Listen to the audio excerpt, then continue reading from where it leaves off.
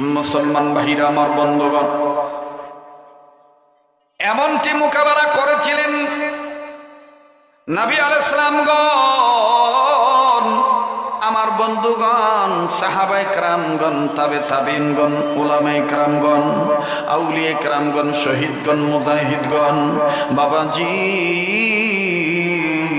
অনুরোধ করে বলবো, প্লিজ এদিক সেদিক নজর দিবেন না। ভাই গো, মোবাইল থাকলে মোবাইলের মাধ্যমে অডিও রেকর্ড করে নিয়ে যাবেন, অথবা যদি আপনি মোবাইলে রেকর্ড না করেন অন্তরাত্মায় লিপিবদ্ধ করবেন, রেকর্ড করবেন। জীবনের শেষ বয়ান মনে করে আমি বয়ান করছি। আমার বন্ধুগণ, হায়াত নামক বাতি কার কখন নিভে যাবে কারো কোনো জানা নাই। আরে বন্ধু, মুখলিসিন লাহুদ্দিন, আমার বন্ধুগণ, আমার ভাইরা, কোরআনুল কারীমের আলহামদুলিল্লাহি রাব্বিল আলামিন থেকে শুরু করে মিনাল জিন্নাতি ওয়ান নাস পর্যন্ত দেখবেন এই দ্বীনের সাথে অনেক আমার বন্ধুগণ কথা মিশ্রিত আছে। যেমনটি সূরা ফাতিহার মাধ্যমে আমরা অনেকেই পড়ি মালিকি ইয়াউমিদ্দিন, বলেন মালিকি, আবার মালিকি ইয়াউম বাজানরে, আবার দেখবেন আমার বন্ধুগণ কোথাও আছে আন আকিমুদ্দিন। আমার বন্ধুগণ, সূরাতুল বাইয়িনার মাধ্যমে আল্লাহ জানাইলেন মুখলিসিন লাহুদ্দিন। আরে বন্ধু, অনুরোধ করে বলবো, কেউ যদি চলে যায় চলে যেতে দিবেন, কারো দাওয়া দিকে কেউ না যায়। আমার বন্ধুগণ, নিজের দিকে নিজে তাকাই, মুখলিসিন লাহুদ্দিন।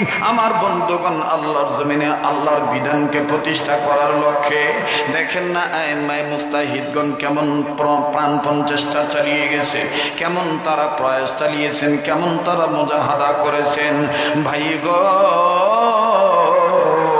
নাম শুনেছেন ইমাম মালিক রহমাতুল্লাহি আলাইহি, নাম শুনেছেন ইমাম আহমদ ইবনে হাম্বল রহমাতুল্লাহি আলাইহি, নাম শুনেছেন ইমাম শাফি রহমাতুল্লাহি আলাইহি, আরো নাম শুনেছেন বন্ধুরি নুমান ইবনে সাবিত, ইমামে আজম আবু হানিফা রহমাতুল্লাহি আলাইহি।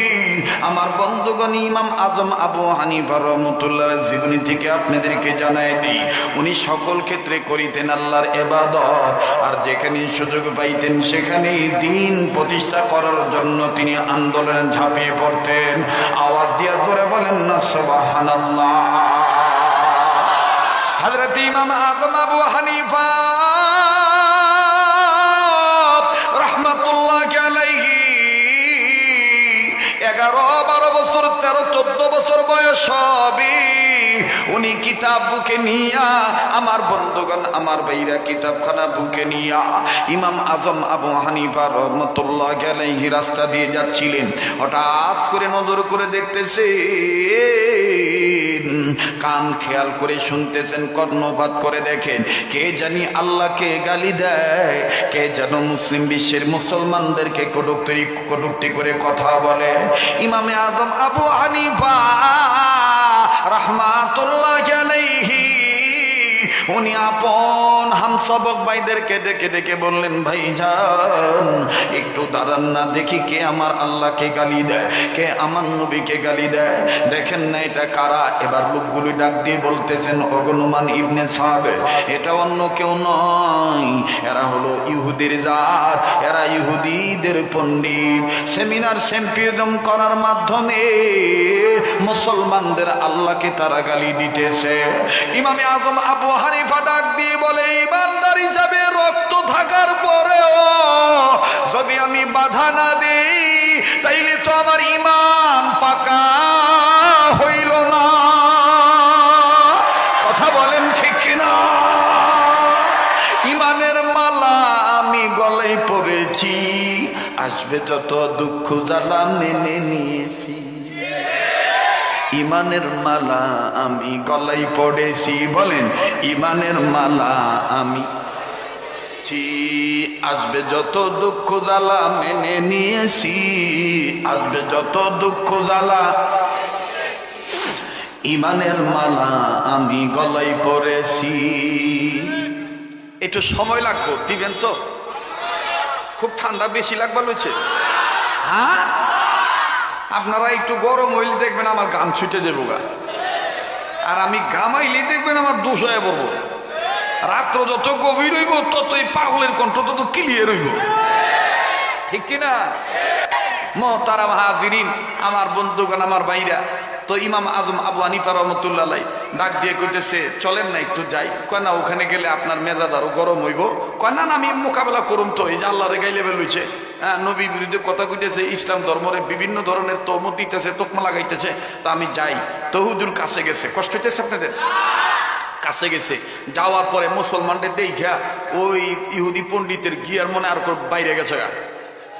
ইদানিং দেখবেন যে অনেক অনেক পোলাপান আছে মোটর সাইকেল কিনে আবার ওই সাইলেন্সারের পাইপটা খোলাইছে, খোলায় দেখবেন যে মাঝে মাঝে যে মাওয়া ঘাটের এদিক দিয়ে যাইতো, রাত বিরাত যাইতো, দেহি বাবা রে বাবা কি ধরনের গিয়ার বাড়াইছে।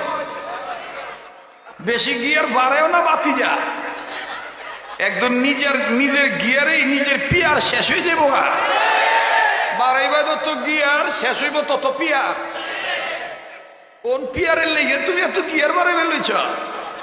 হ্যাঁ, গিয়ার মারো আর ডাক দেখো তুমসে হাম পিয়ার করে, আবার বলো তুম হামারে লিয়ে ডিয়ার হায়।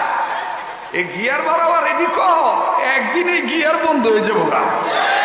কথা কোন ঠিক কিনা? আমার এই কথা যদি আপনারা বিশ্বাস করে থাকেন তাহলে করেন শেয়ার, যদি আমারে করে থাকেন পিয়ার ওগো বাড়ায় কমায় দেন গিয়ার, যখন আল্লাহু আকবার। কষ্ট হইতেছে আপনি গো? তো ইমাম আজম আবু হানিফা রহমতুল্লাহ সামনে গেছে, সামনে যাইয়া ওই ওরে দেখে মুসলমানদের দেখে ওই পণ্ডিতের আরো মেজাজ গরম হয়ে গেছে গা। গরমে আঙ্গুল উঁচু করে কইতেছে, কোন মুসলমানের বাচ্চা যদি আমার সাথে মোকাবেলা করিতে পারো, তোমরা যে দিন প্রতিষ্ঠা করিতে চাইতেছ ওই দিনের মালিক যে আল্লাহ, ওই আল্লাহ যদি থাকে আল্লাহ কেমন দেখবার চাই দেখাইতে হইব। আর আল্লাহ কয়জন প্রমাণ দিতে হইব, আর আল্লাহ কি করবার লইছে এখন এটাও কইতে হইব। তখন ইমাম আজম আবু হানিফা মাঝখান থেকে হাত উঠে কয়, পণ্ডিত মশাই আমি আছি, আল্লাহরে দেখবার চাইছে? কয় এইটা আমার আছে, আমার কাছে দলিল, আমি কি সামনে আমো? আহবাতি যা। এবার ইমাম আজম সামনে গেছে, যাইয়া এই পণ্ডিতের কি এর উত্তর দিব কাছাকাছি পাইয়াই ঠাস করে একটা চটকানা মেরে দিছে। তো যখন চটকানা মারছে, ওর চটকানা মারার অবস্থা দেখা ওই পণ্ডিতের লোকে যারা ছিল সবটি মনে করেন আপনাদের এলাকার ভাষাকে লুট মারছে, এক একটা এক একদিকে বাইকে গেছে গা।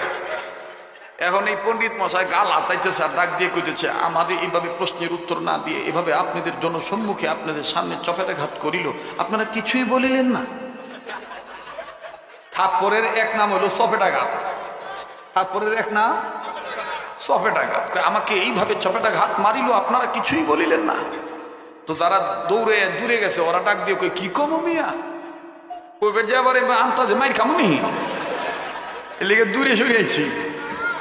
এবার দূরে সরিয়া ডাক দিয়ে কয়, এই বালক, মুসলমানের বালক, চাইলাম তোমার কাছে আল্লাহ দেখবার, আর তুমি এইভাবে চটকানা মারলা। কই চটকানার মধ্যেই তো শাহে রব্বানা লুকায় রয়েছে।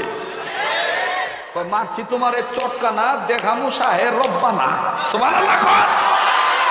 কয় মারছি তোমার এই চটকানা দেখামু তোমারে শাহে রব্বানা। এইবার এই পণ্ডিত গালাতে ডাক দিয়ে কইতেছে, কেমনে?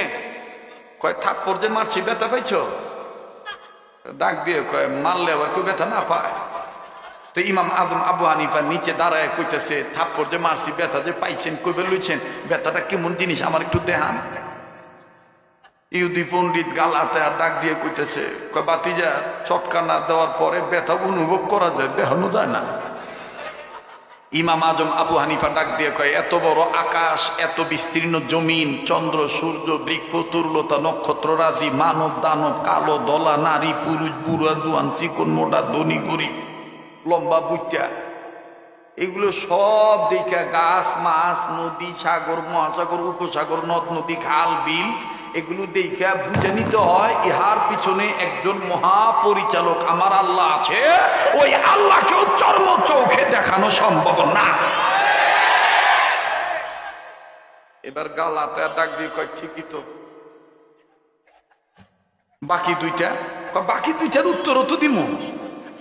এবার ওস্তাদের পিছনে জায়গা ডাক দিয়ে বাকি দুইটা প্রশ্নের উত্তর কি এরকম করে মাইরেই দিবা, মানে ওর ভিতরের ডর ঢুকে গেছে আর কি। হ্যাঁ, আপনারা এদিক ওদিক তাকায়েন না, ভালো লাগতেছে না? খালি দেখবেন সময় যত যাইব খালি মজাই লাগবো। অনত শুরুই করি নেই, হবে আরম্ভ করবার লুচি। কারণ 5 দিনের মধ্যে যেন আজকের এই চতুর্থ দিবস, চতুর্থ রজনীর মাহফিলটা রেকর্ড হয়ে থাকে। আগামীতে আবার বাঁচি না মরি কোন তো যায় না, এটা আমার জীবনের শেষ বয়ান হইতে পারে, ঠিক কিনা ভাই? তো এবার ডাক দিয়ে কইতেছে বাকি দুইটা প্রশ্নের উত্তর কি এইভাবে চটকা নামাই রেই দিবা? কয় না, এই দুইটা উত্তর দিব দলিলের মাধ্যমে। একটা হইলো আল্লাহ কয়জন, আর একটা হইলো আল্লাহ কি করতেছে। এবার কি কথা বুঝ নাই সেটা, এই পোলাবান নড়াচড়া করেন না ভাই, ডিস্টার্ব হইতেছে ভাই, প্লিজ পায়ে হাত দিয়ে বলতেছি, এগুলো একটু খেয়াল রাখেন। হাজার হাজার মানুষ কথা শুনতেছে, সামনের বাচ্চারা একটু চুপ থাকো। তো ইমাম আজম আবু হানিফা রহমতুল্লাহ আলাইহি ডাক দিয়ে বলতেছে আল্লাহ কয়জন, আল্লাহ যে একজন, এটার পরিচয় আমি কোরআন দিয়ে দিব। সুবহানাল্লাহ। কিন্তু পণ্ডিত মশাই আমার একটা কথা, এই 3টা প্রশ্নের উত্তর একটা তো পাইছেন, বাকি 2টা প্রশ্নের উত্তর এটা কি আপনার জানা আছে? পণ্ডিত মশাই গাল হাতাইতেছে, ডাক দিয়ে কইতেছে আমার জানা থাকলে কি তোমারে জিগাই? কয় আমার তো জানা আছে। কয় আমার জানা আছে, আমি জানুইয়া ব্যক্তি। মা একটু ওরে কাছে রাখে। মা আমার ভাইরা ডাক দিয়ে বলতেছে যে আমার জানা আছে, আমি জানুইয়া ব্যক্তি, নিচে খাড়ায় থাকুক, আপনি না জানুন না ব্যক্তি উপরে বসে হড়র হড়র করবেন, এটা কেমনে হইল? এই কথা কওয়ার সাথে সাথেই পাবলিক যারা আসিল, মুসলমান অন্য ধর্মের যারাই আসিল, সবাই ডাক দিয়ে কয় ঠিক। ওই মিয়া তুমি জানো না, পণ্ডিত হইবার পারো কিন্তু জানো না, নামো নিচে নামো। আমার বাইরে ইমাম আজম আবু হানিফা রহমতুল্লাহ আলাইহি সম্মানিত হয়ে গেলেন, ওনাকে উপরে উঠাইলেন। উপরে উঠে এখন ইহুদি নিচে নামছে। পণ্ডিত মশাই গাল হাতে ডাক দিয়ে কয় তোমার আল্লাহ কয়জন? ডাক দিয়ে কয় আমার আল্লাহ একজন। 114 সূরার মধ্যে ছোট্ট একটা সূরা, এর মাধ্যমে আল্লাহর পরিচয় পত্র পাওয়া যায়।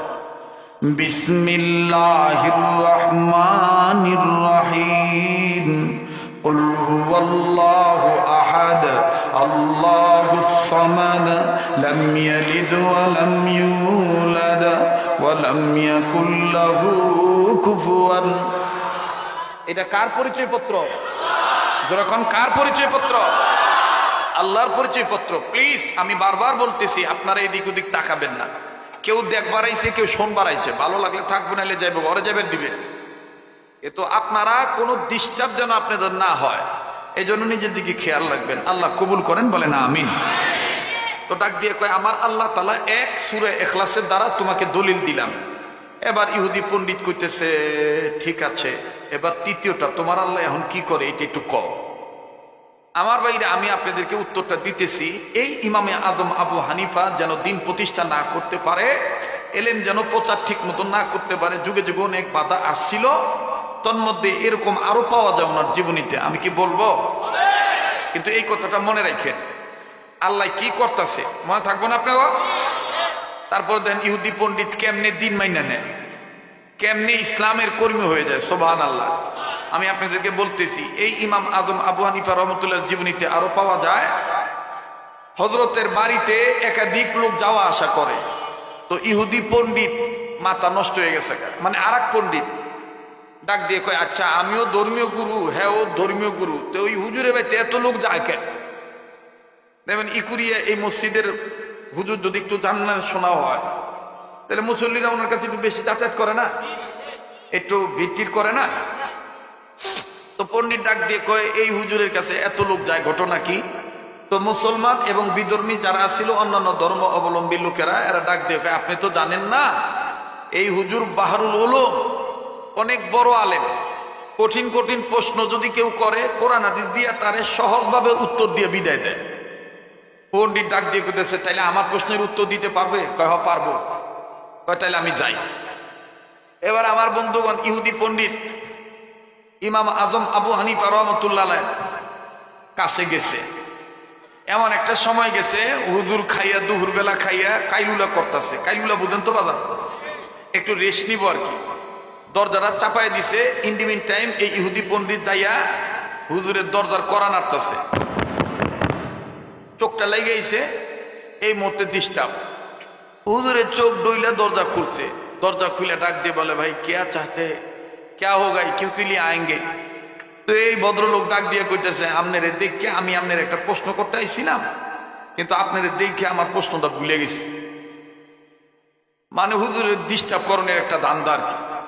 দেখবেন যে এলাকার মধ্যে কোনো হুজুর যদি একটু বেশি শৌরত অর্জন করে, অনেক পণ্ডিতই জাহের করার লেগে ডাক দিয়ে হুজুর হুজুর না যান, পরের ভাই খান মিয়া দিশা পান না।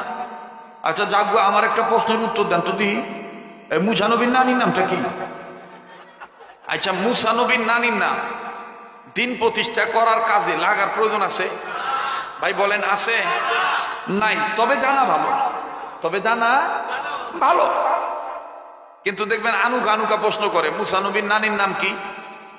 হ্যাঁ, আহা ডিস্টার্ব করতে হচ্ছে তোরা, বুঝলাম না কিছু। আমি আবার এই লড়াচড়া পছন্দ করি না।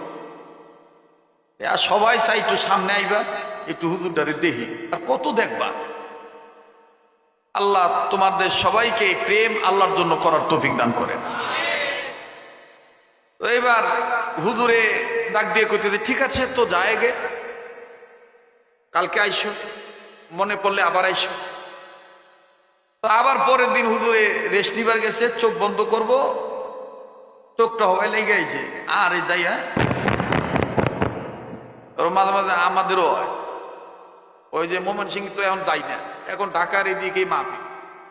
তো ওই মোমেন সিং ওদিক গেলে অনেক রাইতে ওয়াজে দেয়, তো 2-2.5 ঘন্টা বাকি থাকে ওয়াজে ওঠা। তখন ডাক দেখো হুজুর মোমেন সিং এর ভাষায় কয়, হু তুনজে হুইয়া ফুরুনজে, আপনি রেস্টে চাহুন যে। ও মনে করেন লেপ কম্বল পেশায় আমার হুতায় ছুঁয়ে যায়। আর ডাক দেখো হুজুর কিছু লাগলে যে বাইরে খাদেম রাখছি, পরে কইয়েন সিগন্যাল দিয়ে। তো এরকম মাঘ মাসে জারের মাসে আমারে মনে করেন 2-2.5 ঘন্টা আগে হুতাইছে। তা আমি রেশমেশ লইয়া উঠু, ভাই 15-20 মিনিট শীতের রাইতের কম্বলের তলে 20 মিনিট তো লাগে মিয়া গরম করতে। সবাই খালি গরম করে বাবু করে একটু চোখটা লাগামো। ওই যে বাইরে যে যারে খাড়া করেছে না, ওই হবে আমার চোখটা লাগাইব। এই মুহূর্তে ওই দরজার কড়া নাড়াইতেছে। আমি লাভ দিয়ে ওইটা দরজা খুলছি, কি হয়েছে? না হুজুর কোনো সমস্যা কিনা? আমি কই না আমার কোনো সমস্যা নাই তো। সমস্যা হলে আমি তোমার কমু, আমি এখন ঘুমামো। আচ্ছা আচ্ছা। আবার যখন দরজা লাগাইয়া কম্বল ধরে ঢুইকা খালি চোখটা মনে কর লাগামো, আবার অবি এবার দরজা খুলিয়া চোখ বড় করে, কি হয়েছে? না হুজুর কোনো সমস্যা কিনা? আমি কই তুই সমস্যা, সমস্যা তুই যাবা। ও আজ উঠানোর কমপক্ষে 15 মিনিট আগে আমার এইভাবে ডাক দিবি, তুই এনে খারাপের পারবি না। আচ্ছা হুজুর হুতুন যে, এখন আবার হুতুন যে। তো ইমাম আজম আবু হানিফা রহমতুল্লাহ হবাই চোখটা লাগাইবো, এই মুহূর্তে আবার ওই পণ্ডিত গেছে। পণ্ডিত যাইয়া হুজুরের চোখ খুলে দরজাটা খুলছে। দরজা খুলে লোকটার আমাকে মতন রাগ হয় নাই, রাগ না হইয়া ডাক দিয়ে কইতেছে, ভাই আয়েঙ্গে, সওয়াল ইয়াদ হো গই? তোমার প্রশ্ন কি স্মরণে আইছে? হ্যাঁ আইছে। কথা কয় তুমি বলে বহুত প্রশ্নের উত্তর দিবার পারো, তাহলে একটু কত দেই, মানুষ পায়খানা করলে মানুষের পায়খানা তিতা না মিঠা? মেজাজটা কেমন লাগে? এমনি তো ঘুমেতে ডিস্টার্ব করে উঠেছে, আবার মেয়ে এই প্রশ্ন। এটা একটা প্রশ্ন হইল? আমার বন্ধুগণ, আমার ভাইরা, ইমামে আজম আবু হানিফা ওই নাস্তিকরে ডাক দিয়ে কয়, ইহুদিদের পণ্ডিত, মানুষ মল ত্যাগ করলে তিক্ত না মিষ্ট কিতাব দীক্ষা কই শোনো, মানুষের পায়খানা তাজা থাকলে মিষ্টি, আর শুকনা হইয়া গেলে তিতা।